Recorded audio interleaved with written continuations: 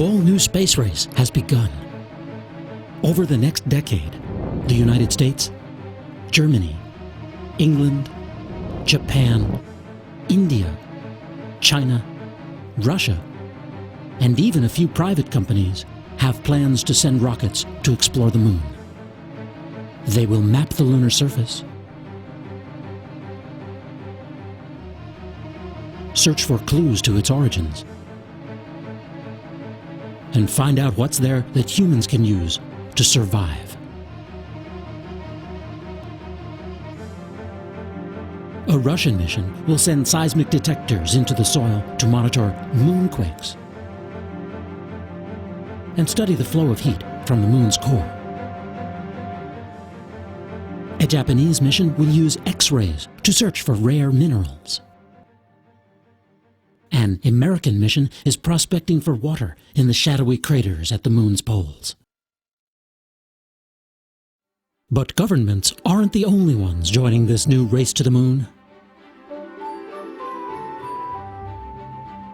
With more missions on the drawing boards and the chance to actually make money developing space businesses, private ventures are angling to supply launch or human transport services and even begin exploiting space resources like energy, materials, and the freedom from gravity itself. Private robotics teams vying for the $30 million Google Lunar X Prize are designing, building, and planning to launch rovers with video cameras to explore lunar landscapes. It's inspired by the Orteig Prize that sent Charles Lindbergh flying across the Atlantic Ocean more than 80 years ago. That feat helped launch the civil aviation industry. The sponsors of this prize hope it will unleash the entrepreneurial spirit into space.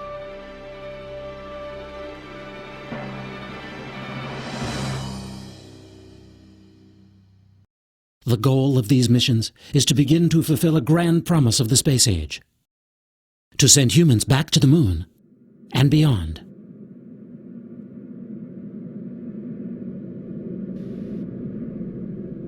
To permanently live and work in space.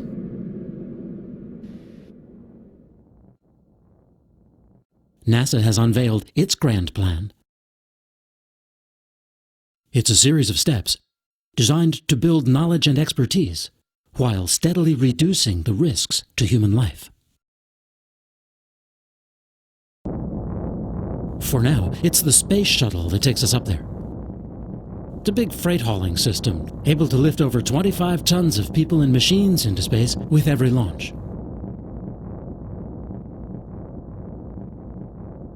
On more than 24 flights since 1998, the shuttle has carried the International Space Station into orbit, piece by piece, module by module, solar array by solar array, subsystem by subsystem.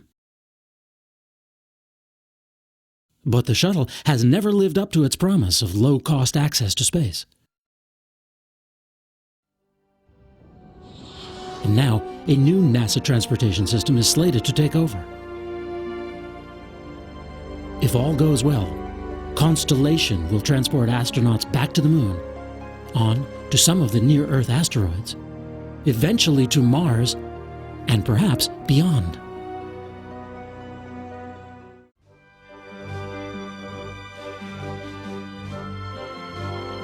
Aboard Space Station, astronauts are already preparing for longer missions.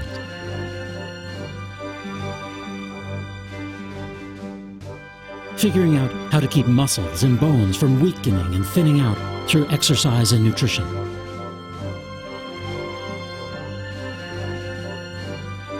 Just as important, they're working on technologies that ensure clean air and water, shelter from solar radiation, and flexible spacesuits to work and explore in hostile environments like the moon.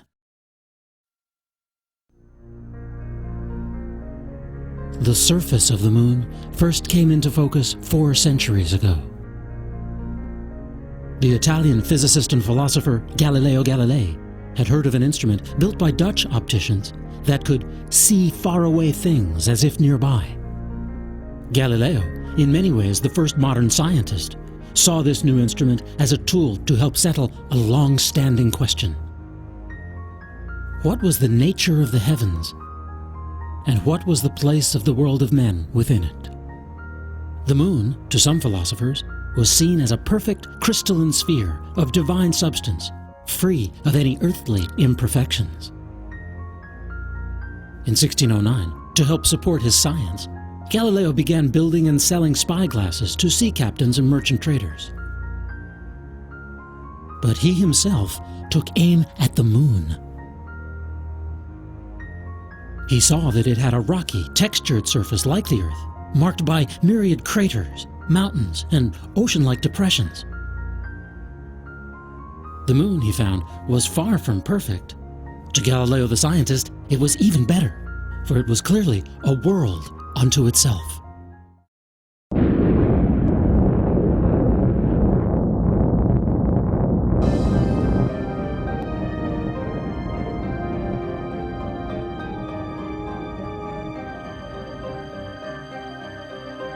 Flash forward now, to a time just about 4 decades ago.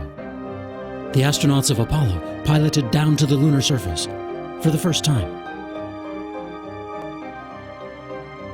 The moon, the Apollo missions discovered, is like a time capsule from the early days of the solar system.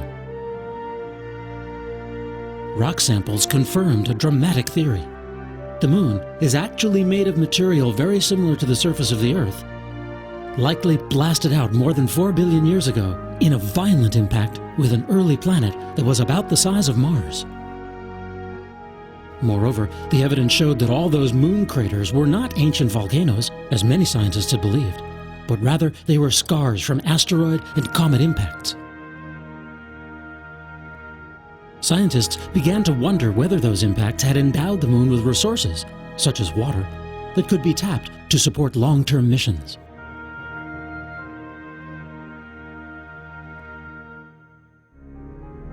The 6 Apollo crews that landed on the moon had all touched down near the equator.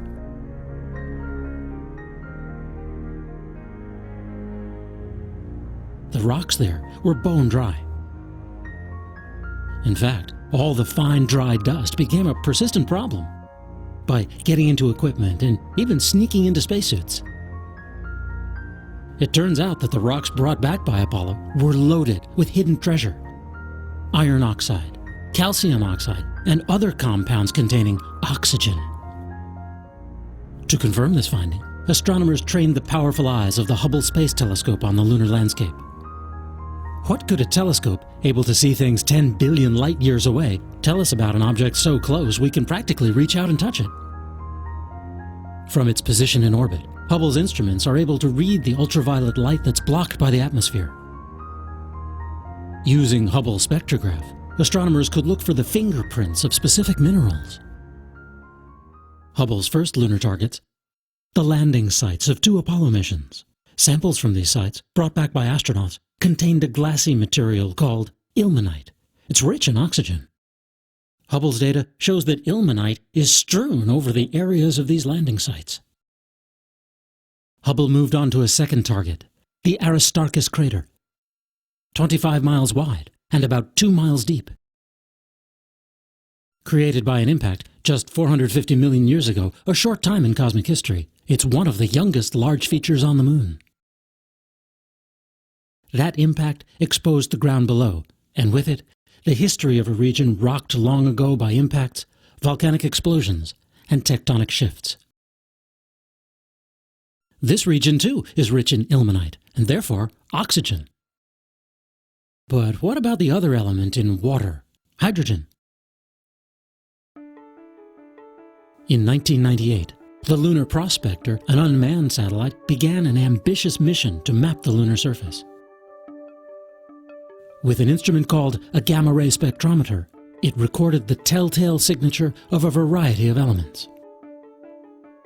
The data showed that hydrogen is spread widely across the poles of the moon. If it's from water ice, millions of tons could well be embedded in the soil there. And there's one place in particular where water may be concentrated. The moon is in what's called tidal lock. Only one side of the moon faces the Earth, and yet As it orbits its mother planet, all sides are bathed by the light of the sun, instantly evaporating any water that might get to the surface. Still, there are places that never receive direct sunlight. The floors and sides of deep craters. These shadowy areas, found mostly around the poles, may well contain stores of ice. One of the best places to look is at the South Pole, especially the famed Shackleton crater. It's named for the fabled explorer of our own South Pole, Ernest Shackleton. If there is ice here, it might have been delivered by the asteroid or comet that hollowed out the crater in the first place, or by others which impacted in other places, spraying the vapor that came to rest here. As important as it is, water may not be the only vital resource for future explorers. Back in July 1969, astronaut Neil Armstrong departed slightly from the mission plan. He scooped up some dirt, known as regolith, used it to fill out an empty space in a sample container, and brought it back to Earth. The dirt had been lying there for millions, if not billions of years, soaking up the sun. Scientists found that solar winds had endowed that dirt with a substance rare on Earth called helium-3, and there's a lot of it there on the Moon. So now, Chinese, Russian, Indian, and American planners are all considering ways to mine helium-3 as a potential fuel source for interplanetary travel and even large-scale power generation here on Earth.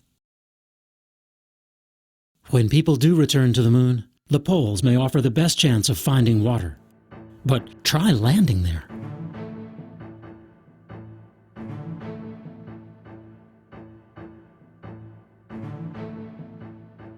The light is dim, and sharp shadows turn the ground ink black.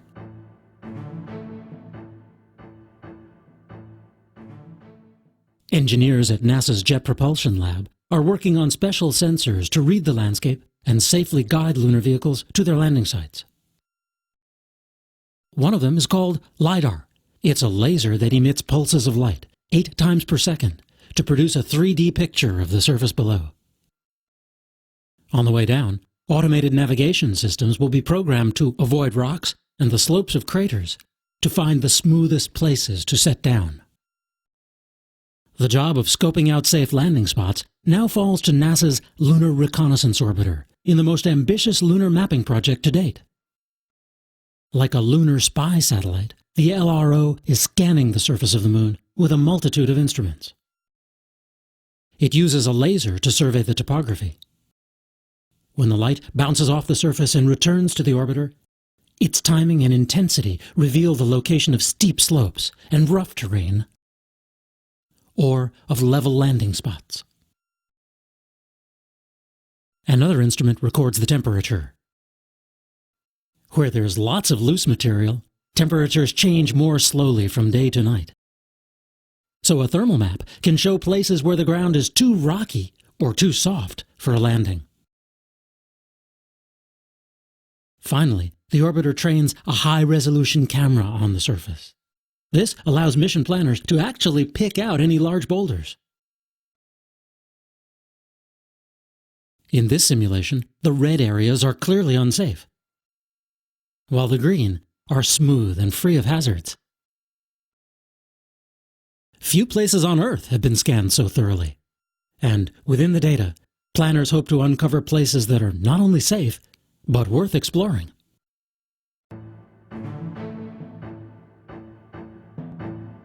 Some say that past missions have only scratched the surface of the Moon. The LRO mission is designed to change that. The orbiter traveled to the Moon rather like a stowaway on a larger space vehicle known as the L-Cross. In October 2009, the L-Cross upper stage will separate, beginning a free fall toward the Moon. It's a 2-ton projectile aimed right at Shackleton crater. When the upper stage, moving more than twice as fast as a bullet, hits the surface, it's expected to blast over 2 million pounds of debris into space and leave a crater at least 16 feet deep.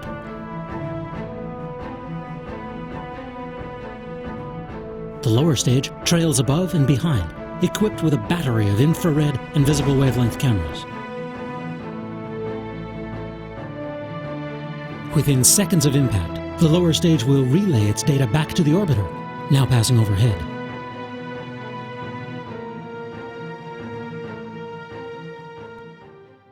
And back on Earth, ordinary humans won't be left out of the action. Provided the sky is clear, astronomers will look on, with many wielding telescopes that Galileo could only have dreamed of using. With any luck, the orbiter and impactor combination will yield a definitive answer on how much ice is on the surface, how deep it lies underground, and what other resources call out to future generations of explorers and entrepreneurs. Until then, we'll have to content ourselves with images being sent back by the orbiter. Like these craters, thought to be strewn with lava that intruded from the lunar interior. Or these more rounded features near the North Pole. Or these incredible close-ups of Apollo landing sites, with shadows cast by the landers of Apollo 11, 14, 17, and others left behind when astronauts returned to Earth.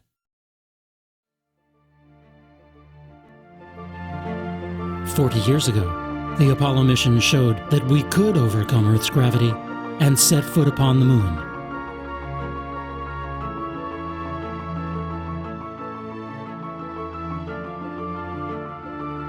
But not for long. Now we are making plans to go again. Emboldened by evidence that we can find the natural resources to extend our stay and to extend our reach out into Galileo's solar system and beyond, into the wider world.